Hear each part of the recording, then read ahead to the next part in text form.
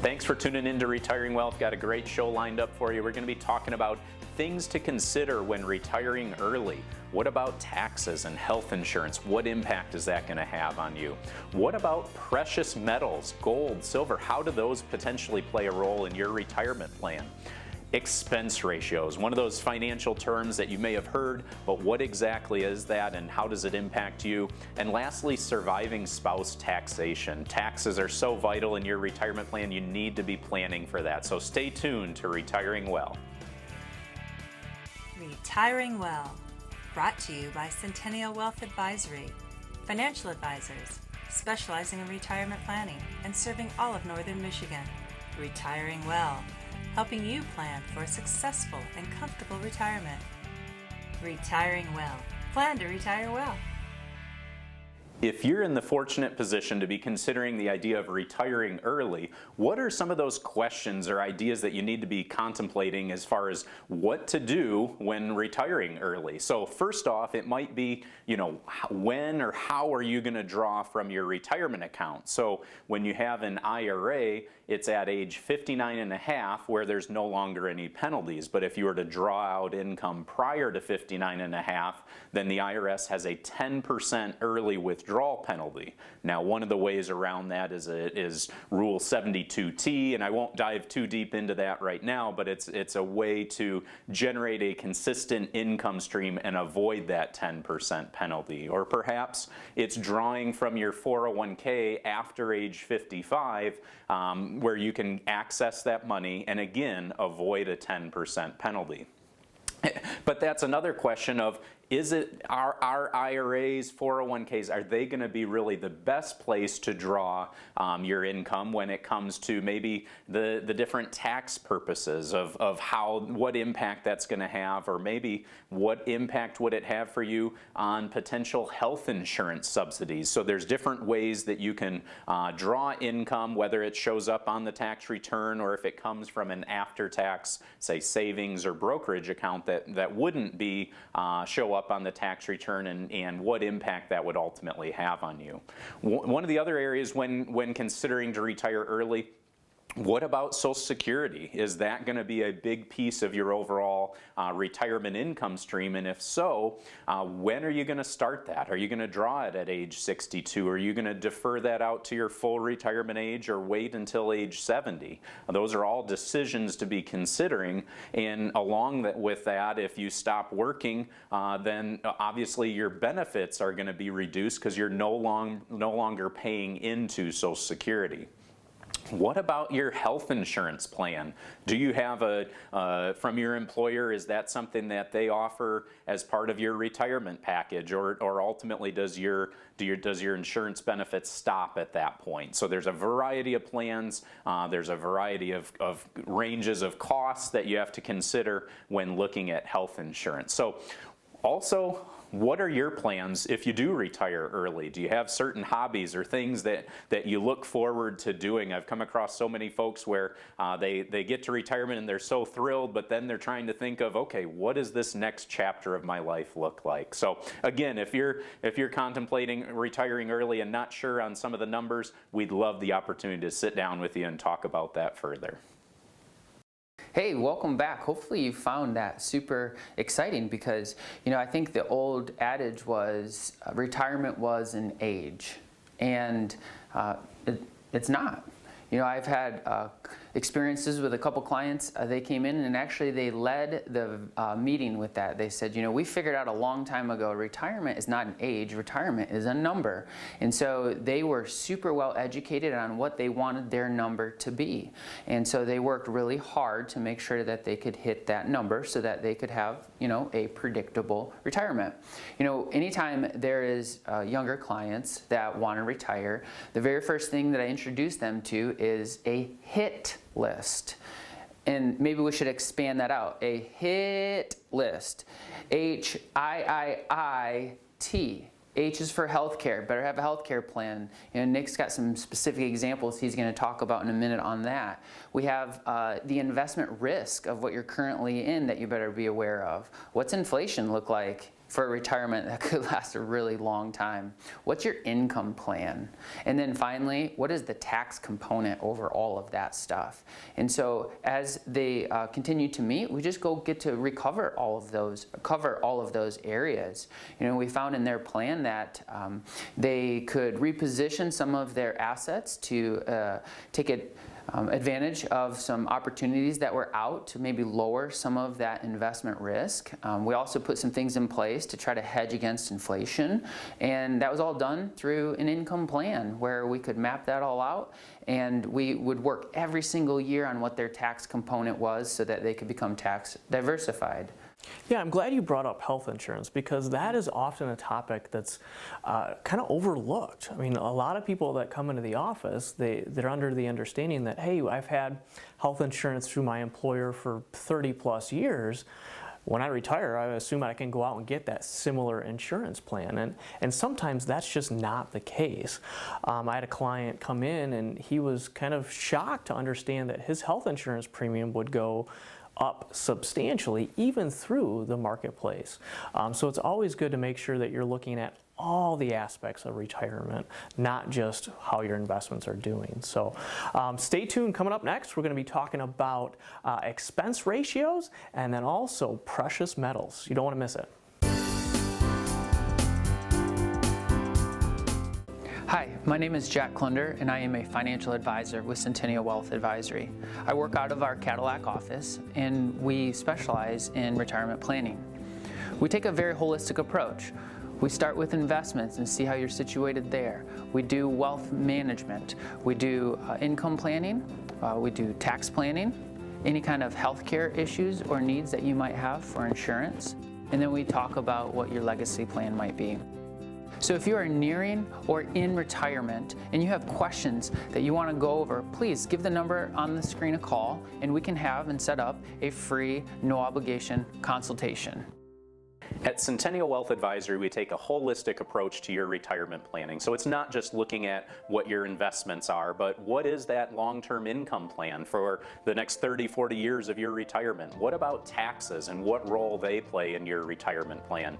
Estate planning, what about life insurance, health insurance planning, all key areas to consider when looking at your retirement. So please visit our website or call the number on the screen. We'd love the opportunity to sit down with you for a no-cost, no-obligation visit.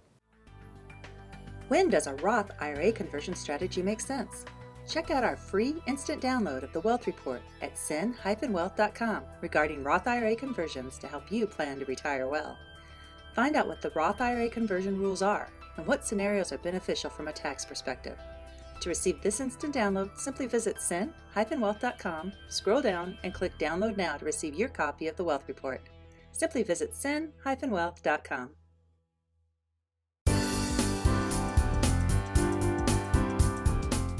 I want to take a few minutes and talk about precious metals and what they are, maybe different versions of them, and maybe how they could fit into your portfolio. First, let's define what a precious metal even is. A precious metal is a rare, naturally occurring metallic chemical element of high economic value. Historically, precious metals were important as currency, but now they're regarded mainly as an investment in industrial commodity. So most commonly, when we think of precious metals, what do we think of? Gold, right? Most people would say that. If you ask probably 10 people, I'm guessing 9 of 10 would probably say that. The other common one is silver. That tends to be kind of number 2, closely followed. But there's a couple more out there that don't get named that much, right? So those two out there are platinum and palladium. Okay, those 4 precious metals would make up what most people consider the 4 precious metals that are out there. And so when you're looking at investing, maybe some people commonly go to gold or silver, but it's interesting, there's a couple more out there that are used in today's world. You know, the question is, should you have them? Well, before we get to that, let's look at how do you get them? How do you own them, right? There's various different ways you can actually own a precious metal. One is you simply have it in your hand, right? You have a gold bullion or a coin, or even in the silver sort of, you got a big chunk of it or something like that. So I encourage you, if you own that on your persons, let's call it, if you have it physically, that's a great way to own something, but also there's some elements of danger of having that, right? When you physically own it. You can own it through the market, through an exchange-traded fund, or a lot of times you can have it through what they call a self-directed IRA with various companies that are involved to help you with that thing. But let's say you have it on your person. Please, please, please do that safely. Have it in a safe spot, fireproof safe if you're holding it in your house or something like that. And also, make sure somebody knows where it's at. The reason is, let me give you a story. A good friend of mine's friend of a friend here, had a lot of silver. And he was going in for a very serious surgery. He was a single gentleman, and nobody knew where this was. He literally had his silver buried on his property, and nobody knew where this was. So what he did was drew basically a treasure map for my friend, so he was able to find this if something happened to him during this procedure. Folks, it makes you wonder, right? Is if people truly are doing this, if there's some out there, I guess why there's treasure hunters in today's world, right? So folks, if you have this, make sure it's safe, make sure people know where it's at, and that way it gets passed on if it needs to be, okay, if you're doing it in person. So once again, how should you have this? Depends. People hold it for various different reasons. Hedge against inflation, the economy, political war, stuff like that. So once again, diversification, like anything, don't own it all. You know, once again, we never would encourage somebody to have one single investment in their whole portfolio. Maybe it's a portion for various reasons. So once again, consider it. Do your research on it, make sure you're doing it the correct way, and if you have additional questions, give us a call. We'd love to walk through it with you.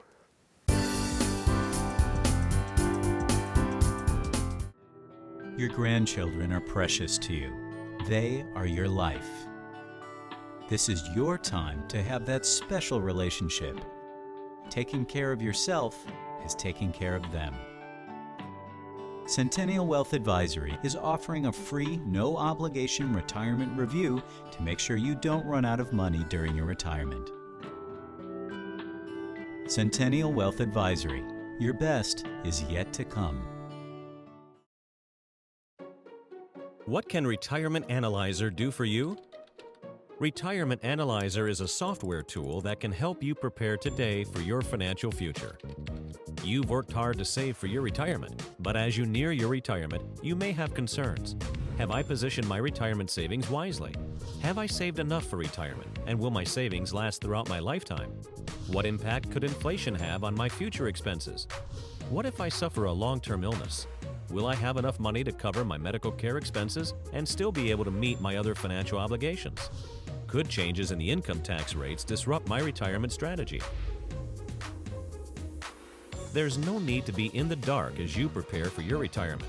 Retirement Analyzer can help you find answers to all these questions and more. The first step is providing us with information on your financial assets, the type and current value of those assets, as well as your sources of income. Then, we work with you to identify your expected expenses in retirement. This will include a discussion of the lifestyle you envision in retirement, travel, a summer residence, whatever you dream your retirement will be. We'll input the information you provide us into the Retirement Analyzer, and in a very short time we'll have reports that show us the percentage of assets currently in high-risk vehicles as well as the percent in lower-risk products. Retirement Analyzer enables us to project your income from year to year in your retirement and see how long your retirement savings may last. As we change the conditions of the report, delaying your retirement date, including costs for long-term care, adjusting the expected tax rate, or adjusting your retirement strategies, we can see how changes in these variables may impact your income in retirement and the longevity of your retirement savings. Let the Retirement Analyzer help you test drive your retirement strategy today, because the time to discover the bumps in the road is not once your trip through retirement has begun. Contact our office today to schedule an appointment for your Retirement Analyzer review.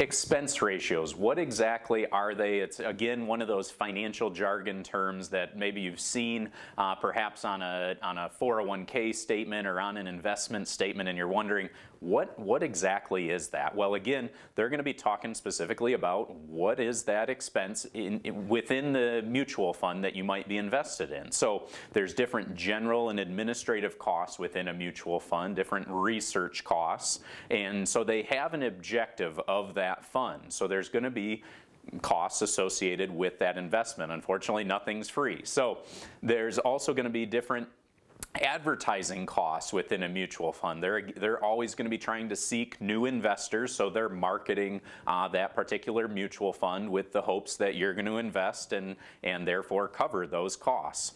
So it's generally published within a prospectus. So you may have come across those in the past where it's usually a pretty thick booklet, or now a lot of them will generate that report online for you. And within all those pages and pages, there's usually a small line item that'll talk to you about what the expense ratios are. It'll also, within the prospectus, talk to you about, okay, what is the objective of this fund? What are the different holdings within the fund? What specifically is the strategy or purpose of this investment? And of course, then, what is the expense ratio? So fees can vary widely, and you also have to be careful within mutual funds that there's a number of different hidden costs. So those hidden costs could include different transaction costs, maybe buying and selling of the different securities that are behind the scenes. Now, that's where another financial jargon term comes up of turnover ratio. So what they're referring to there is how often are they turning over the different holdings behind the scenes within that mutual fund. So if you're going to have a higher turnover ratio, that means that they're buying and selling more regularly, and therefore typically there would be a higher cost, hidden cost within that mutual fund. So it's something here at Centennial Wealth Advisory, we have the ability to dive behind the scenes and look at different funds and determine sort of what are those expense ratios, sometimes better determine sort of what are some of those different hidden costs or turnover ratios to better understand what those costs are. And that's something that we feel is very important, is transparency when it comes to your investments. You want to know specifically what you're holding, what those different costs are, and ultimately then that way you have the right to make that decision of what best fits your overall retirement plan. So again, we encourage you to give us a call. We'd love the opportunity to sit down and talk with you in greater detail. Welcome back, folks. Another great topic there. What really stuck out in my mind is those expense ratios. And really, I think the big negative in our industry that we often get a lot of flack for is the lack of transparency in fees. And that's something that I dislike myself as well. I always want to be as transparent as possible so you understand exactly what you're paying, right? I mean, if I'm going to out shopping, which I don't really do that much, but when I do, if I look on the tag and I see it's a certain price and I get up to the register and I'm paying something different, I'm going to be upset.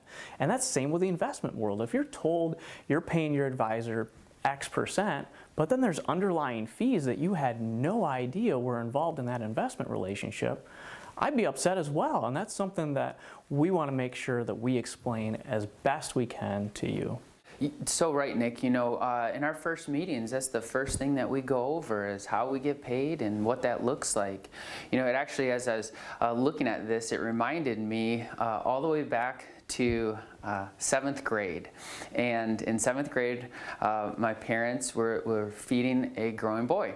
And so, to do that, they decided that going and getting a box of frozen steaks pretty much every week was the route to go. So they would go and get these frozen steaks. I'd get home from school, I'd take that frozen steak, I'd put it on the George Foreman grill that I had, and 20 minutes later I could douse it in A1 sauce and I could have a steak. You know, the fees on that were not very much.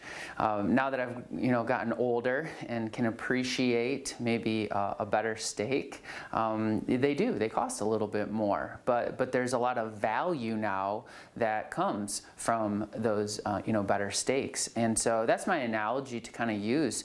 You know, fees only matter if there's a lack of value. If you're not getting the value for what you're paying, then there could be a problem.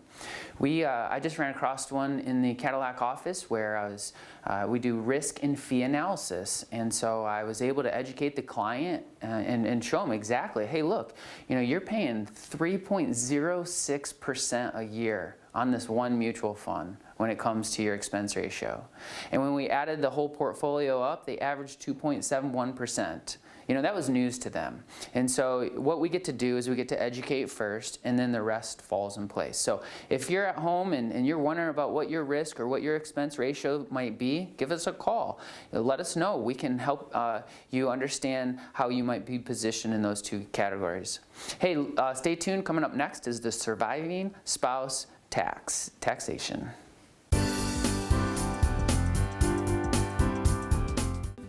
Are you nearing retirement or in retirement? Have you had your portfolio just looked at or have a second opinion on that portfolio recently? Centennial Wealth is a full-service advisory firm, and we have multiple locations in northern Michigan. I'm in the Gaylord office primarily. The office is right downtown Gaylord. Also up in the Petoskey office as well. That office is right off of 31. I'd love to hear your story. I'd love to sit down and chat, and it's a free, no-obligation consultation, so just call the number on the screen.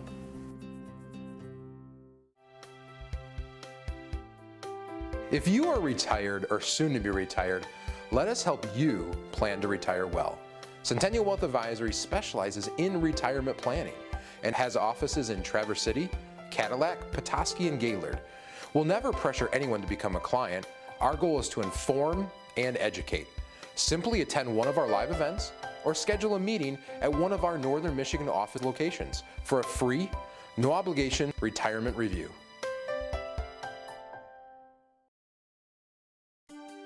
The stock market has a natural life cycle that is destined to encounter peaks and valleys. Those scenarios are frequently preceded by events such as changes in interest rates, new international trade negotiations, treaties, and tariffs, fluctuating levels in the national debt, global events that threaten the economic stability, political controversies that impact national policies, dramatic news headlines that shape investor sentiment.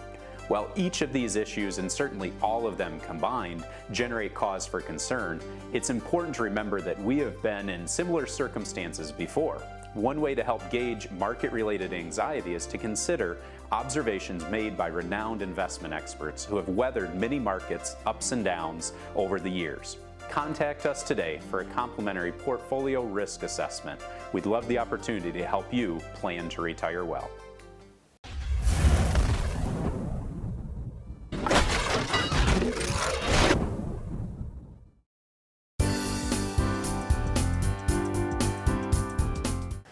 I want to talk about surviving spouse taxation. Often folks come in, they're married, and they want to make sure that their loved ones are taken care of if something was to happen to them. Oftentimes that's done with life insurance, investments, various different types of planning, but one of the areas that is often left behind is tax planning. Let's walk through a scenario here of the difference between the same amount of income for a married couple filing jointly and then a surviving spouse filing singly. Let's assume for this scenario, we want to have $81,000 of total income. That's going to come as they're married and still living from two sources. An IRA of $36,000 gross distribution, and each of their Social Securities equaling $45,000 a year. For this scenario, let's assume one is getting $30,000, the other is getting $15,000, okay? With those scenarios you're going to remember get a standard deduction for a joint in 2021 here of $27,800. Total tax then, total taxable income is going to be $18,325. Therefore, total federal tax liability of $2,785. Not too bad on $81,000 of gross income. One spouse passes away. Doesn't matter who it is. We have a surviving spouse then filing a single tax return the following year. Let's assume they still want to live on that same lifestyle, that same $81,000. Remember, you lose the lower of your two Social Securities. So we just lost $15,000 of Social Security, got to keep the higher, the $30,000, but we're going to make up the difference with IRA distributions. Maybe they're fortunate enough they have an IRA to be able to do that. So $51,000 is what we need now out of that IRA every year to get to that $81,000. Standard deduction for a single individual, $14,250, bringing our total taxable income to $62,250. A big jump from that joint return, right? Therefore, federal tax liability now $9,449, almost $9,500. Remember, over here, joint couple, almost $2,800. Over there, almost $9,500. Big difference for living on the exact same amount of income. Only difference is one spouse passed away, therefore filing a single return. If you're somebody out there and you're trying to make sure a loved one's taken care of, don't forget tax planning. Maybe there could have been things we could have done in advance with proper tax planning and income planning. Maybe there should have been accelerated income. Maybe there should have been Roth conversions. Maybe there could have been something else in place so we wouldn't have this situation here where the surviving spouse is taxed with a significant tax bomb out there. Give us a call at the number on the screen. We'd love to sit down and help you plan to retire well and make sure your loved ones are taken care of. Well, welcome back. Not a fun topic to really be talking about there in surviving spouse taxation, but it's an important one, right? And that's something that we need to plan for.